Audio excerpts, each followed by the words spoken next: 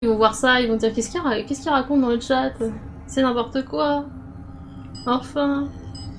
Ça parle de Perrier. Voilà, parfait. Cette fois-ci on est bon. C'est parti. Ça a commencé direct par le trailer je crois. Si je dis pas de bêtises. Ah non, il y a la petite dame qui nous introduit d'abord. Ouais, le Perrier. Ah voilà. Je mets ça.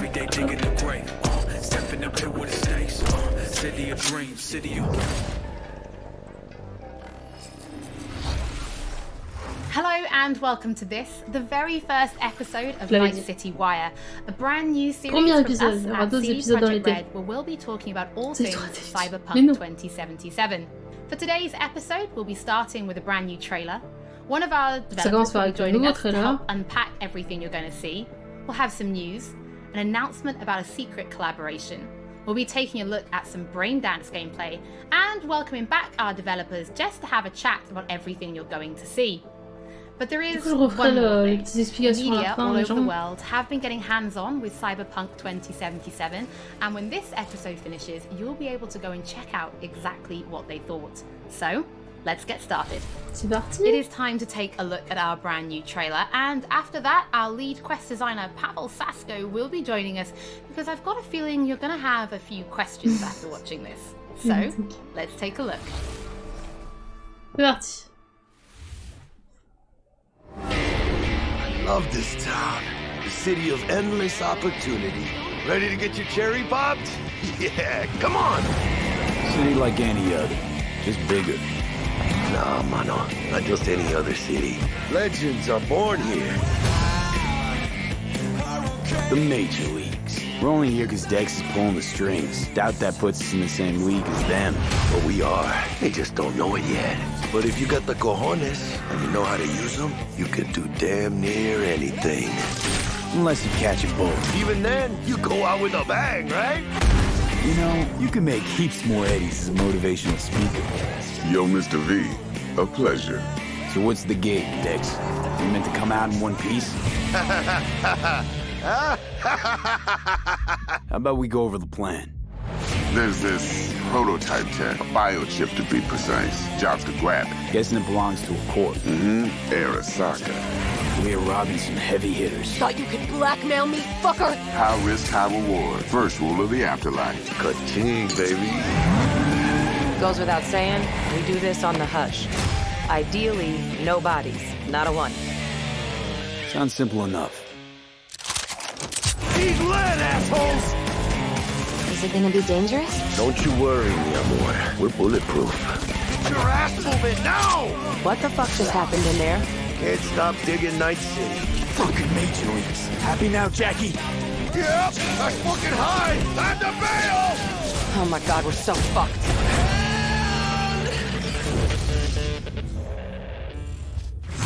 Dix, what the fuck? Can't risk it, V. And you, who are you? Fuck.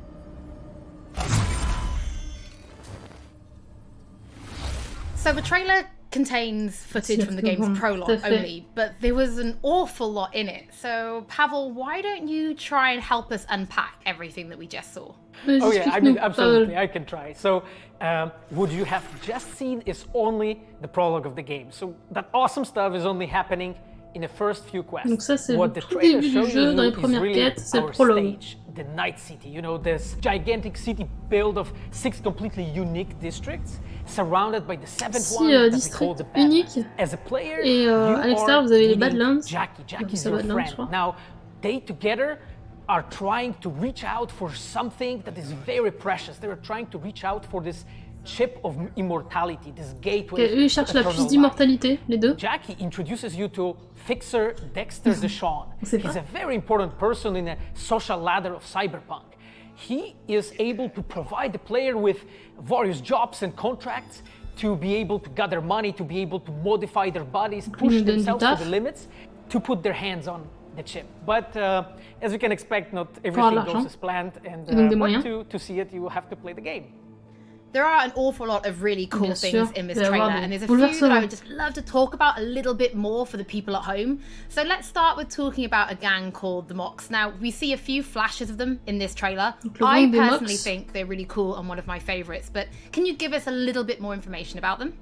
Oh yes, so the Mox is one of the gangs that player is going to interact with throughout the game. The Mox is the gang that has been formed in 2076 after death of Elizabeth Borden. She was called Lizzie. Now, she was an owner of a brothel and former sex worker, and she was protecting working guys and girls from harassment, from abuse, and the gang is really continuing her mission. And as a player, you're going to interact with that gang, meet multiple different NPCs, and craft your own relationship with them, and understand what they are all about. So earlier on, you did mention a 7th district, a place called the Badlands. Now, we saw a few shots of this in the trailer, but I'd love for you to give us a bit more detail about the district outside of the city walls.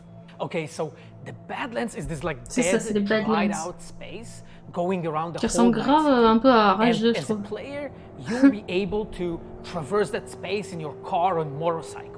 This is a space that's inhabited by the nomads. Nomads are living in different families, and they're traveling across the space in convoys made out of the cars and motorcycles. And as a player, you'll be able to traverse and access different type of open world content that has been prepared specifically for you to get that awesome feel of the Badlands as an area. In the trailer, we also saw like a completely metal creature. Now, he didn't look like he was from the Maelstrom gang. This looked like something else. So please tell the people at home, who is this giant metal monster? Okay, so that big dude, that was Adam Smasher. He has been introduced in pen and paper in Cyberpunk 2020 by our senpai Mike. Cyberpunk 2020. Adam Smasher is a fully converted cyborg. He was always a loyalist of Arasaka. And time has changed, and in 2077 he had to find his own space in Night City, but to find out you'll have to play the game. In this trailer we do see some flashes of a Ripper Doc called Victor Vector. I think if people have watched our previous gameplays, they might remember him. But I'd really like for you to give the people at home some more information about what Ripper Docs are and how they'll be interacting with them when they play Cyberpunk. So Ripper Docs in our game, they are surgeons. They are like a specific type of a job in the social ladder of Cyberpunk. Okay. They are accustomed and specialized in replacing limbs to the metal ones. They can basically update your body, enhance your body, change you into this walking war machine. And as a player, you are going to meet different kinds of Ripper Docs in the game, craft your own relationship with them. Some of them are like important characters for a story. Through that, you will invest eddies that you're gathering to turn your body into this tool that allows you to survive on the streets of Night City. Pavel, thank you so much for joining us. I know you'll be back later in the episode because you're going to be helping us to analyze the Braindance gameplay. But before that, we do have some news to share. Earlier in the year, we announced that if you pick up Cyberpunk 2077 on Xbox One, you'll be able to play it on Xbox Series X when the console launches. And just in case you missed it, it will be the same for PlayStation players as well. If you pick up Cyberpunk 2077 on PlayStation 4, you'll also be able to play it on PlayStation 5 when the console launches. And that's not all. There will be a free upgrade for Xbox Series X and PlayStation 5, but we'll have more details on that soon. Night City. Before we reveal our first look at the Braindance gameplay and welcome back our developers for a chat, there is just one more thing we want to announce. Something that we've been working on in secret for a while. We are very excited to announce our partnership with Studio Trigger and Netflix to bring you Cyberpunk Edgerunners, a standalone anime set in the Cyberpunk universe, which we've been working on for some time now. Edgerunners is due to launch in 2022, but for some more information, let's go to the team in Tokyo. C'est une série animée. My name is Saya Elder.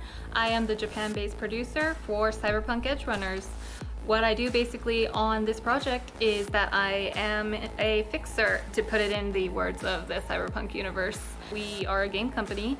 We are a bunch of nerds, and wherever there are nerds, there's going to be anime fans.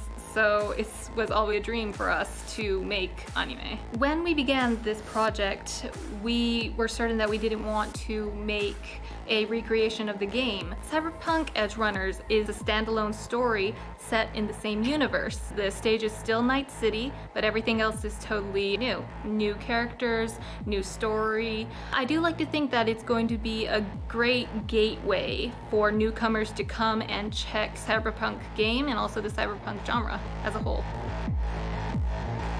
Right now we're in Nakano, which is one of the biggest anime meccas of the world. I'm going to take you to Studio Trigger right now because we have the wonderful opportunity to talk to the dream team that will be bringing you this anime. こんにちは。トリガーの代表取締役の大塚です。監督の今石です。キャラクターデザインを担当する吉成です。ゲームのサイバーパンクのファンの方、今回初めて触れる方両方に満足していただけるようにアニメを作るつもりです。よろしくお願いします。今回はそのサイバーパンクという僕らが10代の一ファンにしか過ぎなかった頃に生まれたジャンル、そういうジャンルのものをまた、時代が何周もして作れるというのが非常に楽しみです。トリガーも10年ということで、監督に今石、キャラクターデザインに吉成というトリガーの最強の布陣で、トリガー10周年にふさわしい作品にしていきたいと思います。お楽しみに。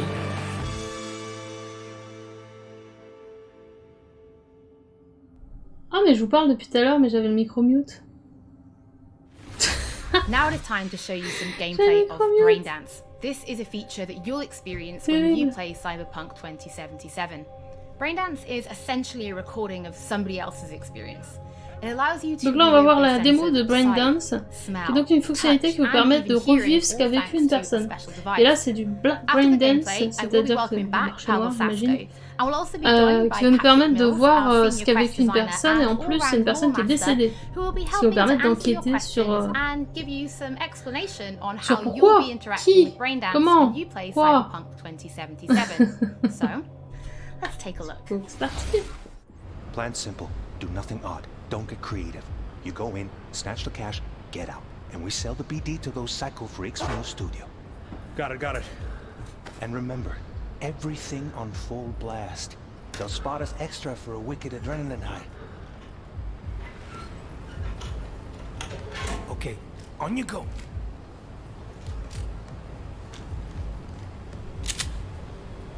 Du coup avant je disais ouais ça fait un peu tard 2022 pour l'anime. Mais bon. Everybody, on the ground. Okay, donc un spin-off. Money now, or I will fucking drop you. I swear to God. Well, yeah, hey, now, before I blow your fucking head off. Donc ça c'est la scène de base. Kaboom. Et maintenant on va pouvoir la parcourir. Slow, deep breaths. Your cortisol and adrenaline spiked, but the soft activated your hormone blockers. Nothing happened. You're alive and well. That was too much. Could feel the guy's pain, his stress, his hope. Hope wrapped up in something else. Probably took a booster just before. You'll be fine. Got everything set up? Let's switch over to editing mode.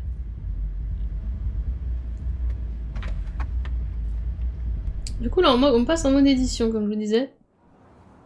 I'll sever the link to the BD Roller's sensory array. You'll be able to look around freely. Whole scene's yours.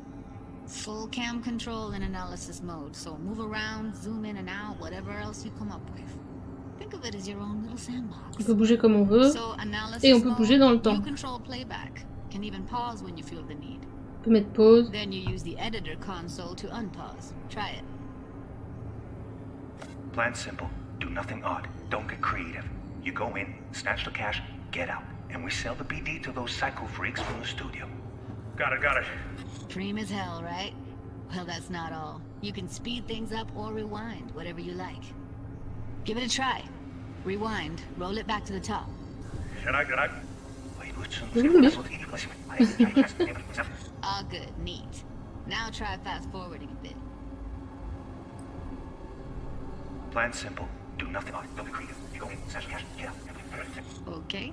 You can also reset the recording. That'll take you right back to the beginning. Try it. Now for some fun. This here's why you came in the first place. In analysis mode, you get to view and even scan details of the environment. On peut scanner des éléments. Là, on va scanner the gun this gonk gets from his buddy at the beginning. Le pistolet. Plan simple. Do nothing odd. Don't get creative. You go in, snatch the cash, get out. And we sell the cycle freaks. And remember, okay, right here. Excellent. Let's move on. Now heads up. In analysis mode, you can ferret out background noise and conversations if the roller got close enough. This tech on peut aussi entendre les conversations, enfin l'audio, hein, issu de l'extrait. To see the sources of the recorded sensory signals, switch to the audio layer in the editor. Go ahead and try that now. Vous voyez en haut à gauche, c'était sur visual, ça passe sur audio. You should see several sound signatures in the store. Choose one and hone in on it. Pack of 6, case of Brosif, and a couple of zappers. Okay, we have a deal today on 2 flavors, Cuddy and Surf and everybody! So, any thoughts? Unbelievable. Seriously, like what's happening right next to me. Yeah, it's how BD recording implants work. They pick up everything, all the elements in the background. C'est un implant. Makes them pop. Keep playing with the sound, explore it a bit. We'll move on when you get bored. What I see you kissing the flooring! Money! Net! Sometimes you can analyze extra layers in the raw. Stuff the roller's cyberware picked up. Like what? Ev's got Kiroshi optics that grab infrared, meaning you should be able to grab heat signatures from her recording. Huh. Hella nice. Scanning works on peeps, too. Walk up to the wounded chick. Try scanning her. Alright, next thing. Scroll forward to the part where our artist gets a lead injection. Or I will fucking drop you, I swear to God! Well, now, fucking head off! Il y a moyen d'avoir des enquêtes sympas. Ouais, j'aime bien le principe d'enquêter comme ça. Là, en plus, il nous montre vraiment... Je pense que c'est le tuto. Et vous voyez, donc le personnage, lui, il l'a pas vu, mais nous, on va pouvoir le voir. See the blinking thing over the entrance? Surveillance cam. Must have caught our shooter. You'll see in a sec. Cam feeds Comme il y a une to the caméra, screen behind the clerk. Roll back to where the screens in the on va pouvoir aller sur l'écran de la caméra et voir ce qu'il y avait sur l'écran. Et voir qui a tué notre voyou.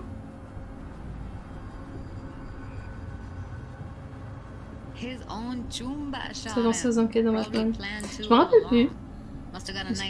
Il y a pas mal de jeux hein, qui proposent des formats un peu comme ça. Après là, c'est assez poussé. Hein. Puis là, c'est lié à une personne en fait, c'est ça qui est marrant. T'as à la fois la couche de la personne, ce que la personne a vraiment vécu, puis t'as ce que toi tu peux voir en plus, la version augmentée quoi. Impressive, right? It's too bad most of the BDs we do here are only good for flogging the log. So Braindance is a pretty big part of the Cyberpunk universe. It's not just something used for adult films. There is an awful lot to it. And there's 2 sides I'd really like you guys to help me explore. First is the lore, so how this actually fits into the universe, and then there's the gameplay side, so how players will be interacting with it. So Patrick, could you tell us more about the lore of Braindance? I would love to. So in the world of Cyberpunk 2077, Braindance was invented way back in the early 2000s at UC Santa Cruz. It was developed as a way of recording a person's experiences and then playing them back for someone else so that they could relive them as though it was happening to them.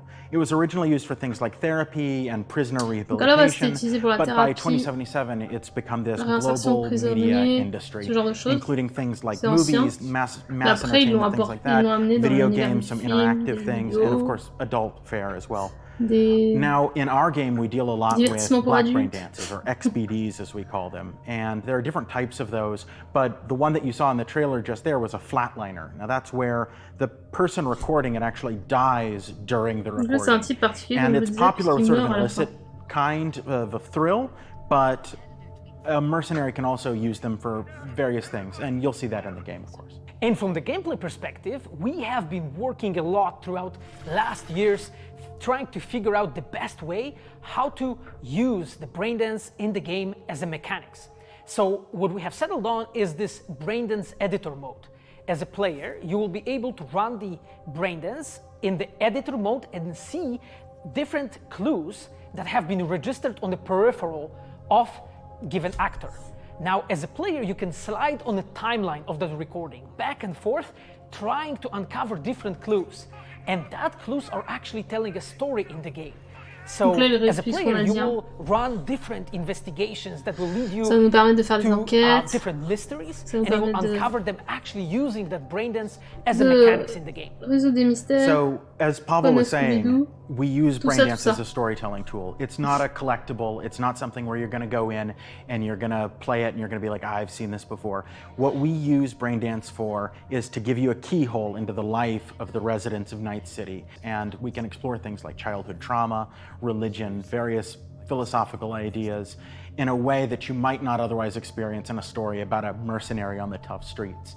So we've tried to talk about some of the aspects that we think the community will find really exciting, but you know, while you're both here, I'd love to know what is it about Cyberpunk that you guys are really excited for? Patrick, why don't you start? So one of the things that I'm most excited about in this game is the characters and the way they interact with the world. Mise en scène, We've got this really interesting world that stretches all the way back to the Cyberpunk 2020 source material and all of these events and all of those things, but those don't mean anything unless they connect with characters. And so when we come up with a character, we start with their function. What is this person? What do they do in the story? But we don't stop there. We go back and we figure out what was their childhood like, what was their upbringing like, what kind of obstacles did they face in this harsh reality, and did they overcome them, and how did they overcome them, or did they not overcome them, and why? And you can see all of those things in their environment, in their dialogues, in sort of how they operate in the world. And we come up with that for all of our characters. Now you look at someone like Victor Vector, and you're going to see stories about his past in his environment and in his dialogue. You know, we come up with that stuff even if we don't use it in the game because it helps inform us as to who these characters are. And for me, I would not be myself if I would not say that I'm the most excited about our quests. Like with our Witcher 3 team, with Patrick and like everybody that has stayed with us since the Witcher 3 time, we really have grown so much. We have learned so much, and we have used all that experience to put them into the quest that we have made. And you will not find really a filler in this game. Like everything has a meaning. Like we put so much effort into making sure that everything is rewarding, is interesting. It's talking about characters, as Patrick said. It's talking about worlds. It's talking about emotions. Que ce soit d'apprendre des choses sur un personnage, de découvrir des choses dans le monde, de vivre des émotions. Can't wait to find out what you think. Pavel, I know you mentioned story and quests and writing quests, and when I was last in the studio, I had a look and I saw a notebook on your desk, and I would love for you to show everybody this notebook. Okay, Holly, I mean, you asked for it. So, this is my notebook. Même en termes de... Je pense que c'est une bonne démarche, parce que ça te permet d'avoir un référentiel commun pour toute l'équipe et tout. So I started this notebook actually when we were really starting Cyberpunk. At the very beginning, I wrote like a first note, and it says pretty much something along the lines of that we were starting with a prototype. And then, you know, I kept on basically noting things that we've been working on for like next years. I remember once when our concept artists actually approached me, and they said that they want to take a look on my notebook. And I was like, what for, actually? And they took some pictures, and they told me, yeah, well, you know, because we are looking for a reference material for notes of a psychopathic killer. Dedication. So you may find maybe some of my notes in the game. Pavel and Patrick, thank you so much for joining me. I'm pretty lucky because I have read some of the stories that you and the team have written for Braindance, and I'm pretty excited for people to discover them. But before we do finish today's episode, there is just one more thing we'd like to talk about. Earlier in this episode, I mentioned that media have been getting hands-on with the opening of Cyberpunk 2077, and they should be posting their impressions right about now. And if you missed anything from today's episode, don't worry, we'll be uploading everything to our channels very soon. And finally, on behalf of everybody at CD Projekt Red, we just want to say thank you so much for joining us for this very first episode of Night City Wire. But don't worry, we'll be back with episode 2 in just a few weeks. So, we shall see you soon.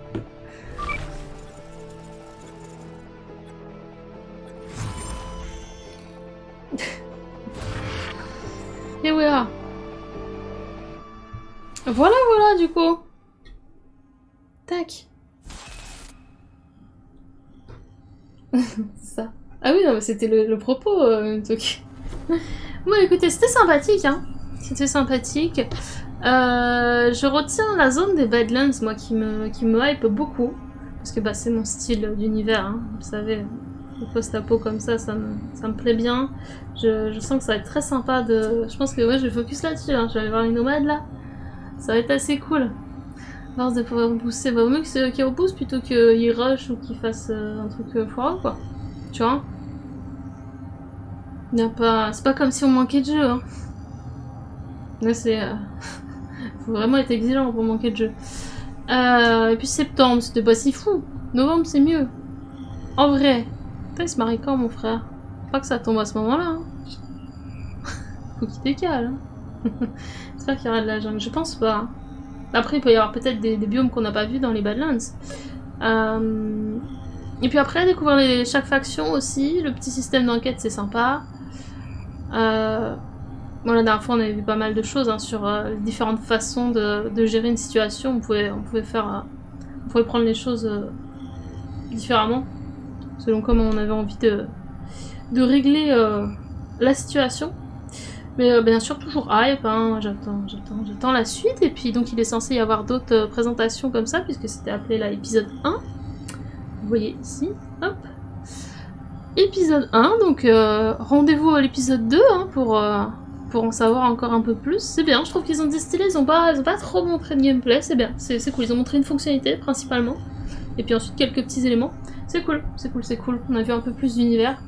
Très bien. Cadeau de mariage, je suis pas sûre que... Cadeau de mariage. Moi, je dois faire un jeu. Tu te rappelles ton cadeau de mariage? C'était Cyberpunk. Bon, je suis sa sœur quand même. Ouais, bien hâte de découvrir ces Badlands. N'hésitez pas à me dire votre avis du coup sur la rediff, ceux qui regardent ça en rediff sur YouTube. Ce que vous en avez pensé.